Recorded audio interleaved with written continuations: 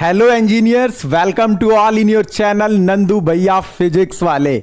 मेरे बच्चों, जो आईआईटी जेईई पीवाईक्यू की सीरीज चल रही है हमारी, ये इस सीरीज में मैंने आपसे लास्ट वीडियो में इस प्रॉब्लम को सॉल्व करने के लिए बोला था और सभी बच्चों ने इसको सॉल्व किया। ये प्रॉब्लम आईआईटी जेईई 2023 में एग्जाम में पूछी गई और मेरे बच्चे, आपने जब इसको सॉल्व किया होगा तो आपने कुछ अप्रोच लगाया होगा और आपका जो भी आंसर आया होगा मैं उसको वेरीफाई कराता हूं और आपको बताता हूं कि क्या अप्रोच इसमें लगाना था और कितने कम टाइम में आप इसको सॉल्व कर देते।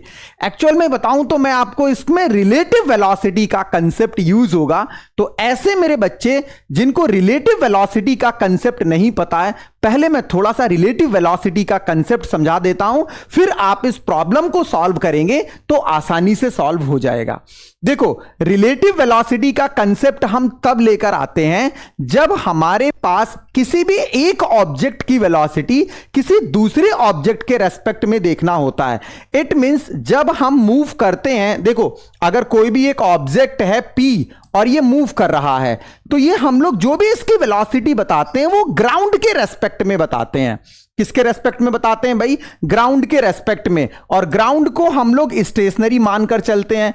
तो मेरे बच्चे, जब मैं P की velocity with respect to ground calculate करूंगा तो Vp minus Vg, that is जो भी इसकी वेलोसिटी है, जैसे मानो 100 है तो इसका आंसर 100 माइनस 0, 100 ही आ जाता है।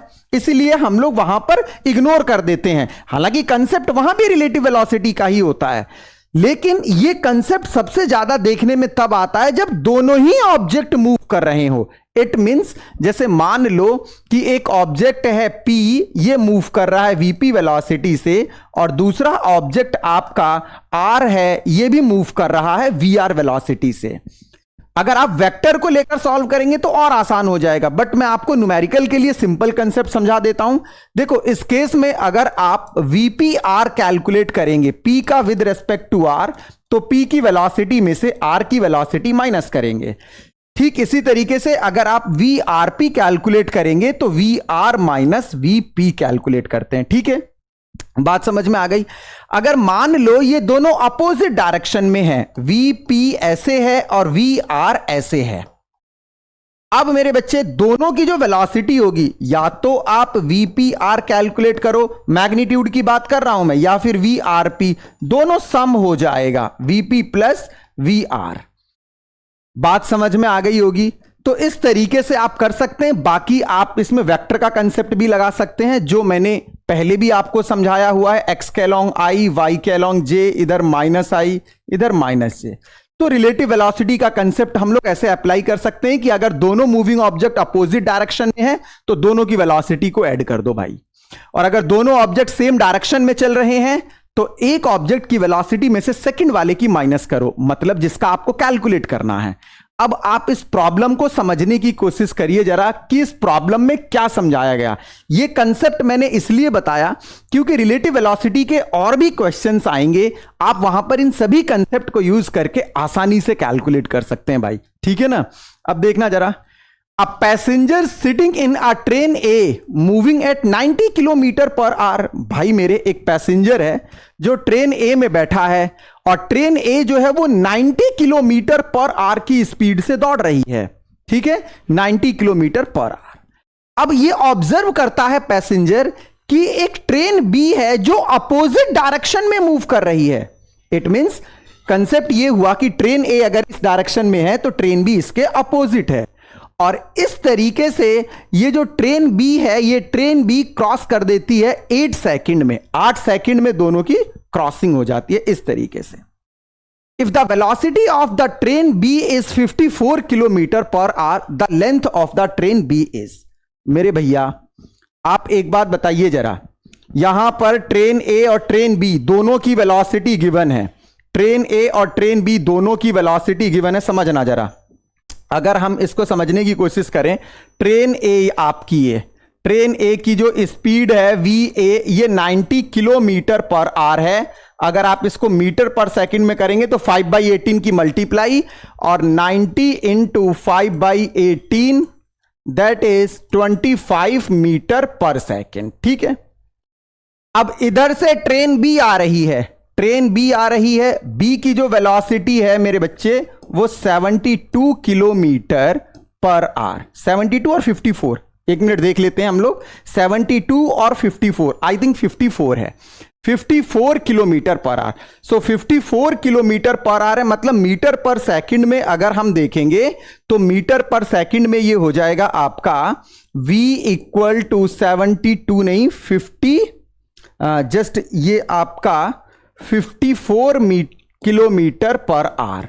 अब मेरे बच्चा ये मीटर पर सेकंड में 15 मीटर पर सेकंड हो गया, ठीक है, ये बी है।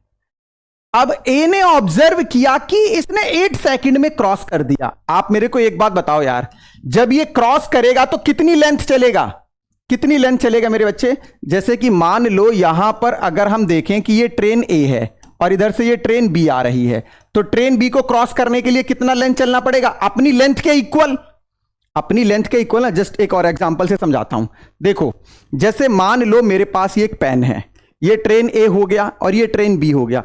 अब अगर ये क्रॉस करना चाह रहा है इसको, तो ये कितनी लेंथ चलेगा? अपनी लेंथ के बराबर चलेगा ना, ये तभी तो क्रॉस मानेंगे। जैसे मानो कि ट्रेन में यहां पर पैसेंजर बैठा हुआ है, तो ये इसको कितना, जब ये टोटल इसको क्रॉस कर देगा, टोटल क्रॉस का मतलब कंप्लीट ये अपनी लेंथ चलेगा, तभी तो हम मानेंगे कि क्रॉसिंग हुई है।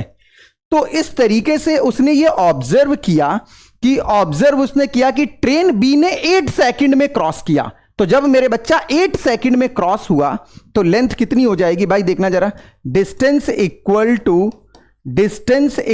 टू कितना? Distance equal to speed into time.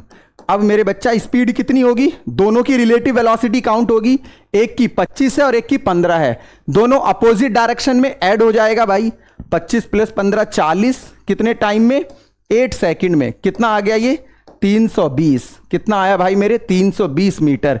इस तरीके से जो आपकी ट्रेन बी है उसकी जो लेंथ बनेगी, ये कितनी बनेगी भाई? 320 मीटर पर सेकंड। इसको क्लिक करते और एक कदम आपका एडवांस की तरफ होता। तो आप इस तरीके की प्रॉब्लम को सॉल्व कर सकते हैं। आप हमारी ये जो PYQ की सीरीज चल रही है इसको कंटिन्यू देखते रहिए, डेली एक एक क्वेश्चंस लगाते रहिए और जो मैं आपको क्वेश्चंस दे रहा हूं उनको सॉल्व करते रहिए और एक दिन जो आपका मिशन है वो जरूर कंप्लीट होगा। और मेरे बच्चों, अगर इस तरीके की वीडियो आपको पसंद आती है तो वीडियो को लाइक कीजिए, ज्यादा से ज्यादा शेयर कीजिए और चैनल को सब्सक्राइब करना ना भूलें, जिससे जब भी मैं वीडियो डाल रहा हूं डेली तो उसका नोटिफिकेशन सबसे पहले आपके पास जाए, ठीक है। और अगर आप इस चैप्टर का कंप्लीट लेक्चर देखना चाहते हैं तो आप हमारे प्लेलिस्ट वाले सेक्शन में जाइए, वहां से आप हमारे कंप्लीट चैप्टर को देख सकते हैं। जैसा कि हम हमेशा करते हैं कि वीडियो के बाद आपको एक असाइनमेंट का क्वेश्चन मिलता है, फिर से ये 2023 में प्रॉब्लम पूछी गई और इस प्रॉब्लम को आप रीड कर लो, वीडियो को पॉज कर लो और आसानी से आप इस क्वेश्चन को सॉल्व कर सकते हो।